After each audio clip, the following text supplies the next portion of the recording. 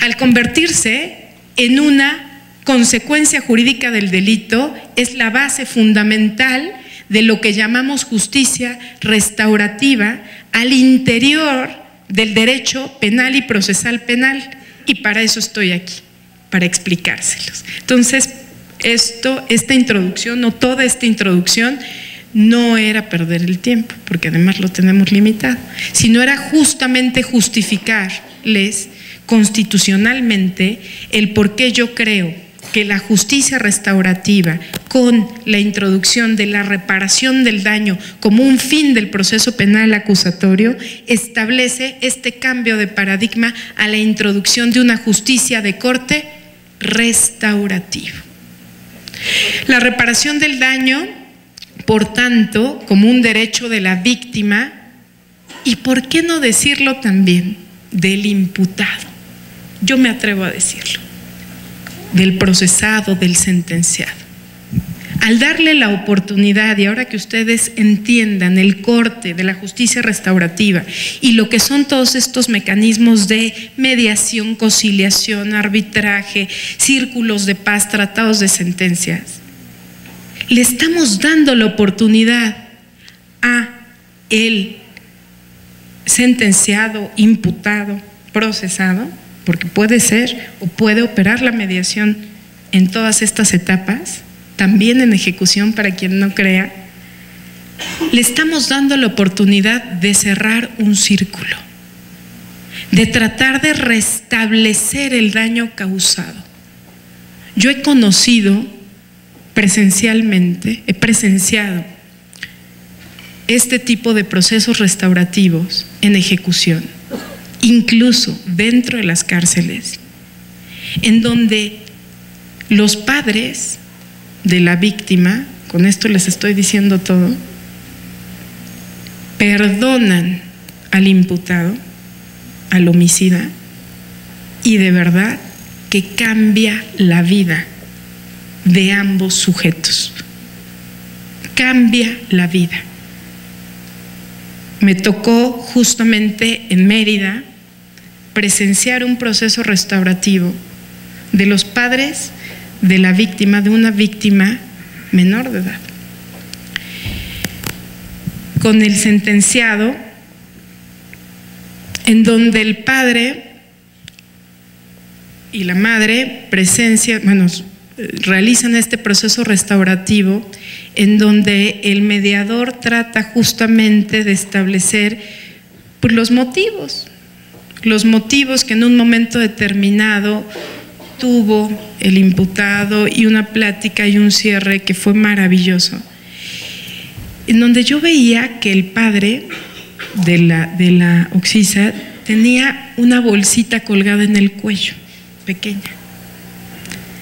Y al terminar este proceso de mediación, este proceso restaurativo, el señor era pastor, y de esta bolsita sacó una hostia, o algo parecido a una hostia, y terminando de perdonar al sentenciado, le dio la hostia. Bueno, lloramos todos los que estábamos allá adentro, todos, incluyendo a la mediadora. Porque además, a partir de ahí, este sujeto se convirtió a esta religión, y cada 8 días, al parecer, hasta donde yo me quedé, sigue yendo el padre de la víctima a darle la comunión al sentenciado a la cárcel. Para quien crea que esto es imposible, o que esto solamente sucede en otros países y que en nuestro país no existe. Puede haber o puede existir, o los procesos restaurativos, yo digo, no solamente es un derecho de la víctima, también lo tenemos que ver en un momento determinado como un derecho del imputado, del sentenciado. El poder decir, pues sí la regué y voy a tratar de restaurar el daño que yo causé. Que no lo entendemos, y yo sé que muchos de nosotros no lo entenderíamos. Yo misma, ¿no?, con 3 hijas, después de tratar de trabajar psicológicamente eso que había yo vivido, que para mí fue un choque muy fuerte, ahorita recuerdo y todavía se me enchina la piel. Yo no sé si yo misma lo pudiera hacer, pero tenemos que abrirnos a diferentes formas alternativas de resolver conflictos de manera pacífica, de manera armónica. Paremos con la violencia. La violencia genera más violencia. Bueno, entonces justamente estas tendencias de la criminología crítica y con ello abolicionistas son las que traen como consecuencia la creación de esta filosofía, de esta justicia restaurativa y con ello la creación de todo lo que llamamos los medios alternativos de solución de conflictos, que también se me olvidó comentarles, todavía no hay una ley nacional, pero es la más avanzada, por lo menos van más avanzados que nosotros, que los de ejecución, los que están trabajando la ley nacional de MASC, de medios alternativos de solución de conflictos. Por lo tanto, tenemos que estar totalmente vinculados con el tema porque está a punto de salir ya a la luz. Vamos, o quiero que dividamos esta exposición, ojalá y nos dé tiempo de ver el video y si no les prometo que se los dejo para que lo vean.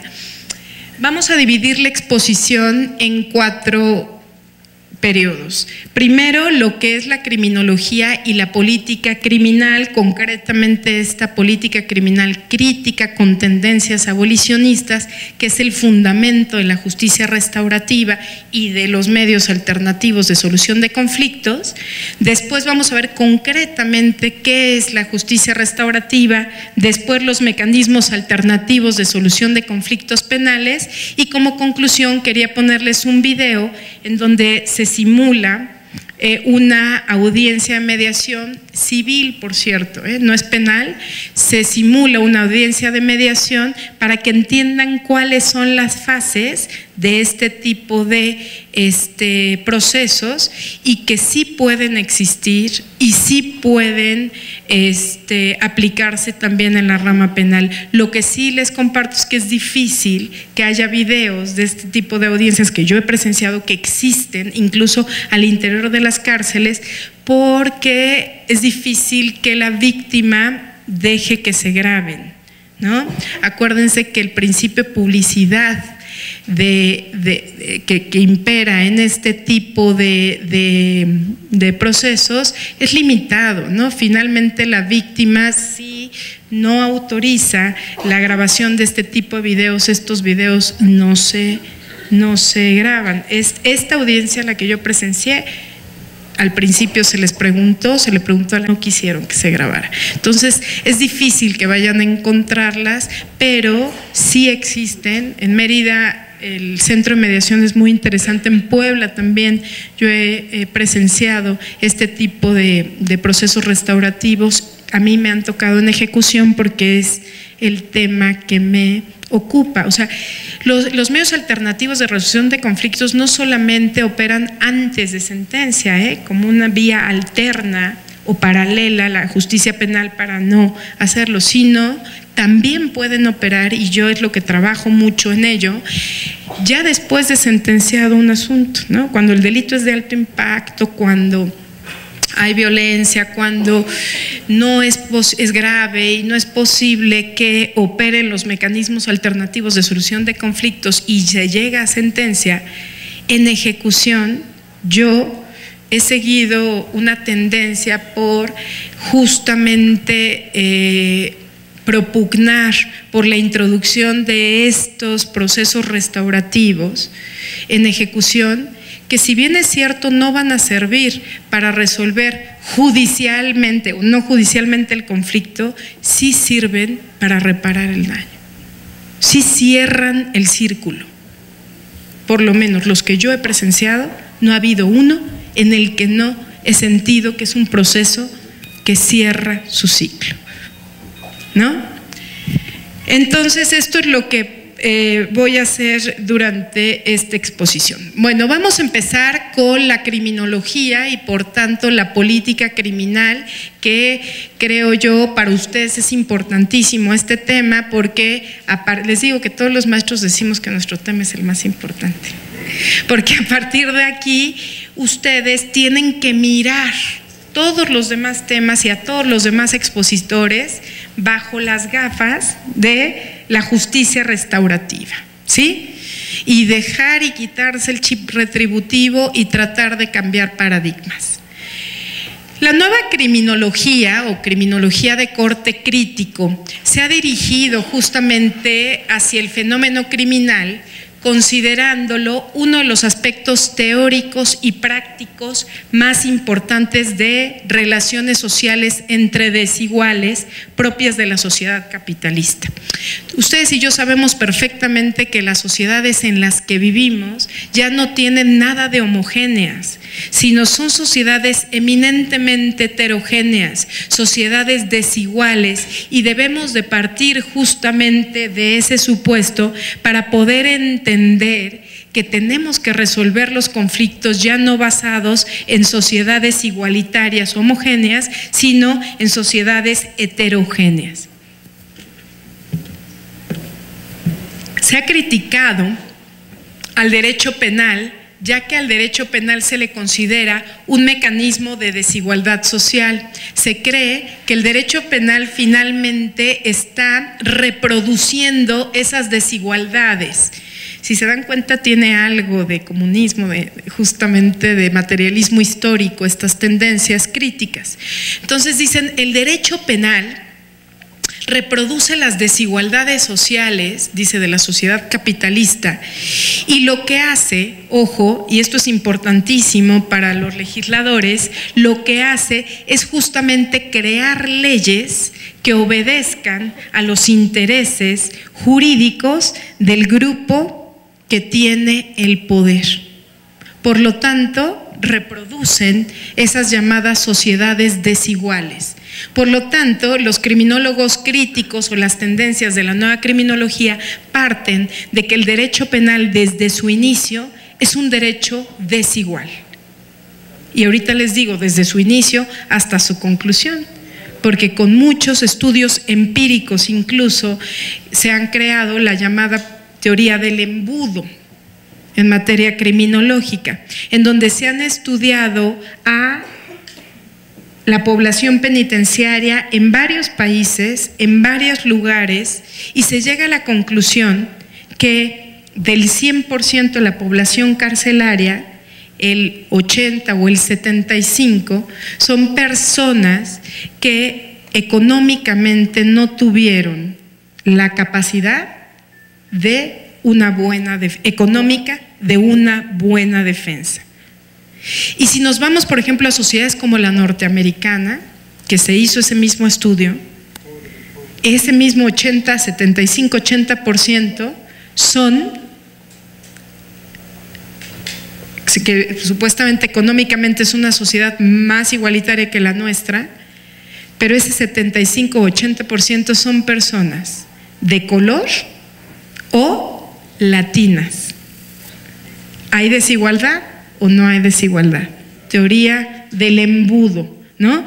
Del 100% de la comisión del delito, el porcentaje muy reducido de los delitos que se denuncian y ese estrecho límite de las personas que ingresan no solamente al sistema penal, sino al sistema penitenciario, son de ese 100%, el 75-80% personas que desigualmente no tienen las mismas posibilidades de el grupo en el poder económica y, por qué no decirlo, políticamente, ¿no?